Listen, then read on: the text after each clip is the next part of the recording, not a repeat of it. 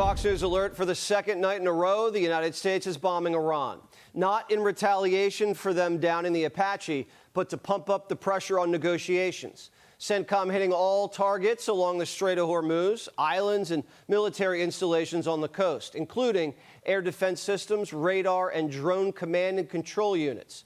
Sources say the president's considering an operation that is big in scale but short in duration. You posted this morning about Iran, and you said that they've taken too long to get to a deal. I want to make sure I quote you correctly.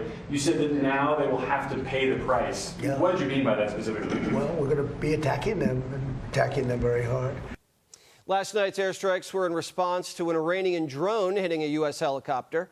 The fact that the two pilots survived and were rescued was a miracle.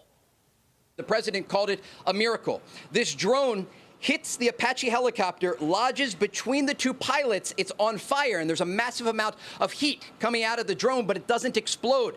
And these pilots very quickly, within seconds, because they're flying very low, take the helicopter down into the sea. And then ultimately, about 2 hours later, according to U.S. Central Command, they are rescued for the first time in U.S. military history by an unmanned sea drone. Iran's lucky our men didn't die, because if they had, Trump promised to turn Iran into a parking lot. The ceasefire barely holding. CENTCOM forces disabled another blockade runner in the Gulf of Oman. Iran's broke, and they're still trying to slip through the embargo. So a U.S. aircraft fired a precision missile right into her engine room.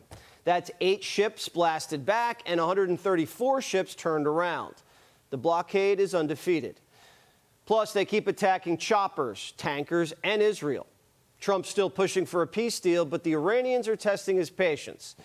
Here's where negotiations stand. Remember, in late May, when the president went into the Situation Room to pore over Iran's latest proposal, we were this close to a deal, but Trump sent it back with 2 small amendments. The Iranians had to destroy the uranium in front of the Atomic Energy Committee within 60 days and agreed and never told the Strait. Only then would the president unfreeze some funds. These were last-minute tweaks. The deal was almost done. But the president's been waiting for 2 weeks for a response, 2 weeks. And in the meantime, the Iranians are firing off missiles and drones. Trump's not going to wait around like a sucker. So we'll see what happens. But we hit them hard yesterday, and we're going to hit them again hard today, in case you miss it, in case you don't turn on your television set. And we'll see what happens with the deal. We were really close to a deal, but they keep tapping us along. They keep playing us for suckers because, you know what? They dealt with some very stupid presidents. I have to say that. I'm embarrassed to say it. The president also told Fox Bridge and Power Plant Day is back on the table. Trump said the gay Ayatollah had a chance to sign a deal and survive, but tonight he should probably stay in his cave. As President Trump said, they've been tapping. You can see when someone's trying to tap on a deal.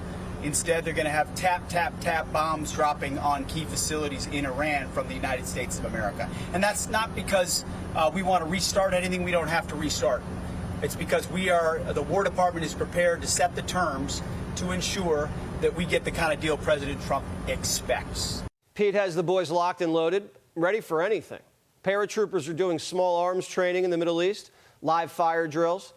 The wall of steel still strong. Iran can't get anything in or out, but others have been. According to the president, we've been conducting Operation Freedom in secret. You know, we've been taking out millions of barrels of oil. Nobody knows it. You know who doesn't know about it? Iran, until right now. We took out the other night 22 ships, late at night with no lights, because they don't have any radar, because we blasted the crap out of it. We took out, that's why oil's $85 a barrel. Operation Freedom never paused. It was being done in the dark.